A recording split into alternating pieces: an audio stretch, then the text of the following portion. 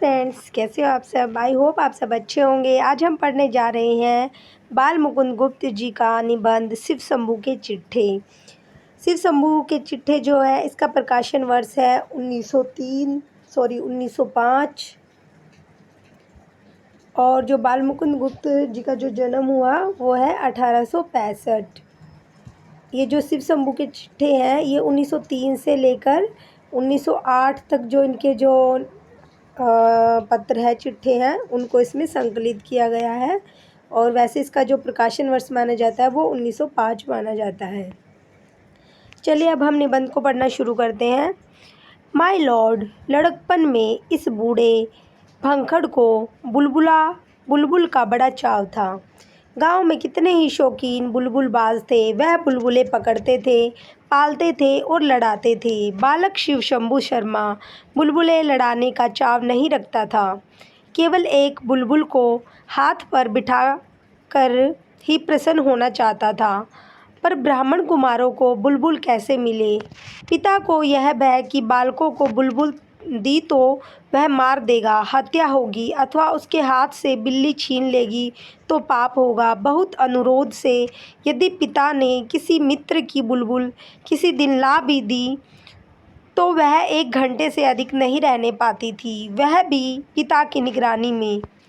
सराय के भटियारे बुलबुलें पकड़ा करते थे। गांव के लड़के उनसे 2-2, 3-3 पैसे में खरीद लाते थे, पर बालक शिव शंभू तो ऐसा नहीं कर सकता था। पिता की आज्ञा बिना वह बुलबुल कैसे लाए और कहाँ रखे? उधर मन में अपार इच्छा थी कि बुलबुल जरूर हाथ पर हो। इसी से जंगल में उड़ती बुलबुल को देखकर जी फड़क उठता था। बुलबुल की बोली सुनकर आनंद से हृदय नृत्य करने लगता था। कैसी कैसी कल्पनाएं हृदय में उठती थी। उन सब बातों का अनुभव दूसरों को नहीं हो सकता। दूसरों को क्या होगा? आज यह वही शिव शंभू है। स्वयं इसी को उस बाल काल के निर्वचनीय चाव और आनंद का अनुभव नहीं हो सकता। बुलबुल पकड़ने की नाना प्रकार की कल्पनाएं मन ही मन में करता हुआ बालक शिव शंभू सो गया। उसने देखा कि संसार बुलबुलमय है। सारे गांव में बुलबुलें उड़ रही हैं। अपने घर के सामने खेलने का जो मैदान है उसमें सैकड़ों बुलबुल उड़ती फिरती है। फिर वह सब ऊंची नहीं उड़ती, बहुत नीची नीची उड़ती हैं। उनके बैठने के अड्डे भी नीचे नीचे हैं।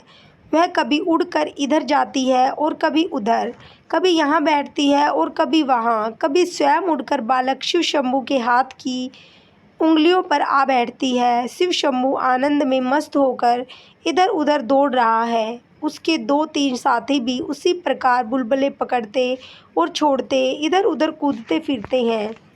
आज शिव शंभू की मनोइच्छा पूर्ण हुई। आज उसे बुलबुलों की कमी नहीं है। आज उसके खेलने का मैदान बुलबुलिस्तान बन रहा है। आज शिव शंभू बुलबुलों का राजा ही नहीं, महाराजा है। आनंद का सिलसिला यहीं नहीं टूट गया। शिव शंभू ने देखा कि सामने एक सुंदर बाग है, वहीं से सब बुलबुलें उड़कर आती है।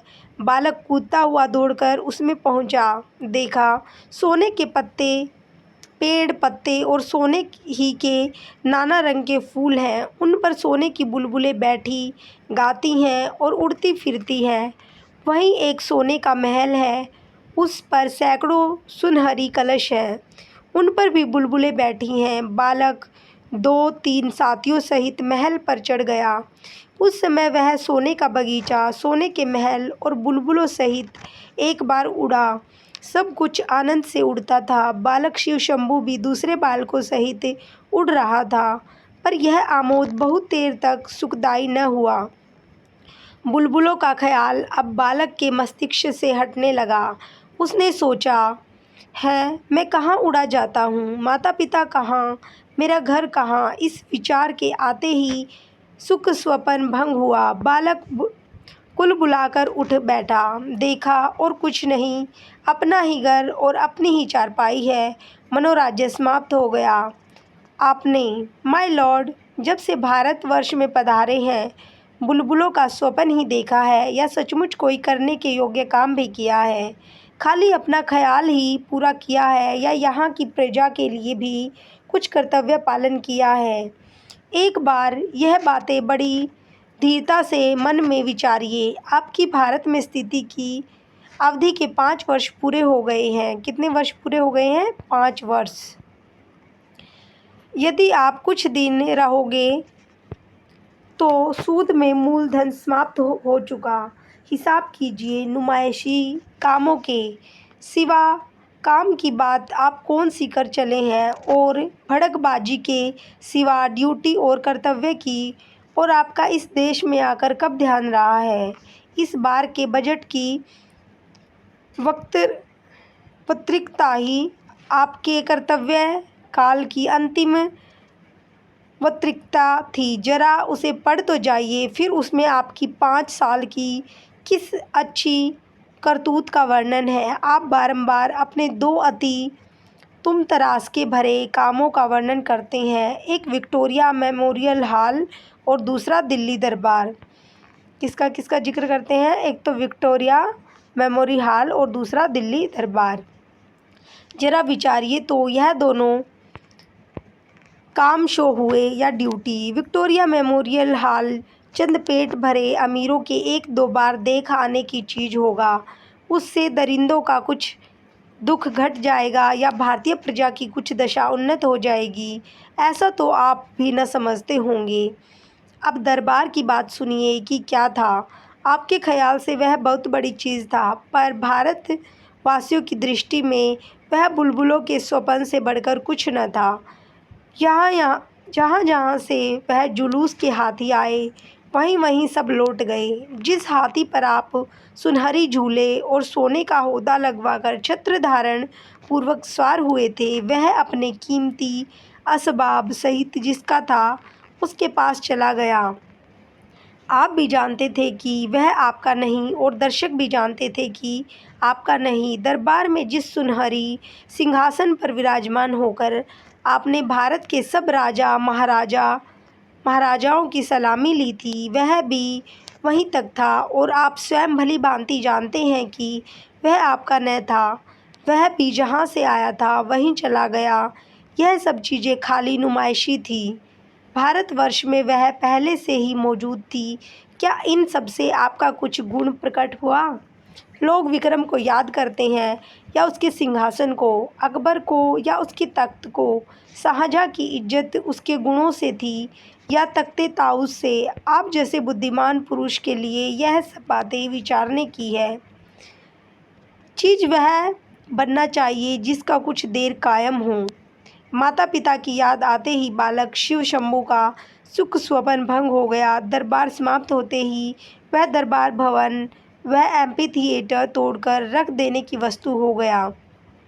उधर बनाना इधर उखाड़ना पड़ा। नुमाइशी चीज़ों का यही परिणाम है। उनका तितलियों का सा जीवन होता है। माय लॉर्ड, आपने कछाड़ के चाय वाले साहबों की दावत खाकर कहा था कि यह लोग यहाँ नित्य है और हम लोग कुछ दिन के लिए। आपके वह कुछ दिन बीत गए, अवधि पूरी हो गई। अब यदि कुछ दिन और मिले तो वह किसी पुराने पुण्य के बल से समझिए। उन्हीं की आशा पर शिव शंभू शर्मा का यह चिट्ठा आपके नाम भेज रहा है, जिससे इन मांगे दिनों में तो एक बार आपको अपने कर्तव्य ख्याल हो। जिस पद पर आप आरूढ़ हुए वह आपका मौरूसी नहीं, नदी नाव संयोग की भांति है। आगे भी कुछ आशा नहीं कि इस बार छोड़ने के बाद आपका इससे कुछ संबंध रहे, किंतु जितने दिन आपके हाथ में शक्ति है उतने दिन कुछ करने की शक्ति भी है। जो कुछ आपने दिल्ली आदि में कर दिखाया उसमें आपका कुछ भी न था, पर यह सब कर दिखाने की शक्ति आप में थी। उसी प्रकार जाने से पहले इस देश के लिए कोई असली काम कर जाने की शक्ति आप में है। इस देश की प्रजा के हृदय में कोई स्मृति मंदिर बना जाने की शक्ति आप में है, पर यह सब तब हो सकता है कि वैसी स्मृति की कुछ कदर आपके हृदय में भी हो। स्मरण रहे, धातु की मूर्तियों के स्मृति चिन्ह से एक दिन किले का मैदान भर जाएगा। महारानी का स्मृति मंदिर मैदान की हवा रोकता था या न रोकता था, पर दूसरों की मूर्तियाँ इतनी हो जाएंगी कि 50-50 हाथ पर हवा को टकराकर चलना पड़ेगा। जिस देश में लॉर्ड लैंसडौन की मूर्ति बन सकती है, उसमें और किस किस की मूर्ति नहीं बन सकती। माय लॉर्ड, क्या आप भी चाहते हैं कि उसके आसपास आपकी एक वैसी ही मूर्ति खड़ी हो? यह मूर्तियाँ किस प्रकार की स्मृति चिन्ह है? इस दरिद्र देश के बहुत से धन की एक ढेरी है जो किसी काम नहीं आ सकती। एक बार जाकर देखने से ही विदित होता है कि वह कुछ विशेष पक्षियों के कुछ देर विश्राम लेने के अड्डे से बढ़कर कुछ नहीं है। माई माय लॉर्ड, आपकी मूर्ति की वहाँ क्या शोभा होगी। आइए मूर्तियाँ दिखाएं। वह देखिए, एक मूर्ति है जो किले के मैदान में नहीं है, पर भारतवासियों के हृदय में बनी हुई है। पहचानिए इस वीर पुरुष के मैदान की मूर्ति से। इस देश के करोड़ों गरीबों के हृदय में मूर्ति बनवाना अच्छा समझा।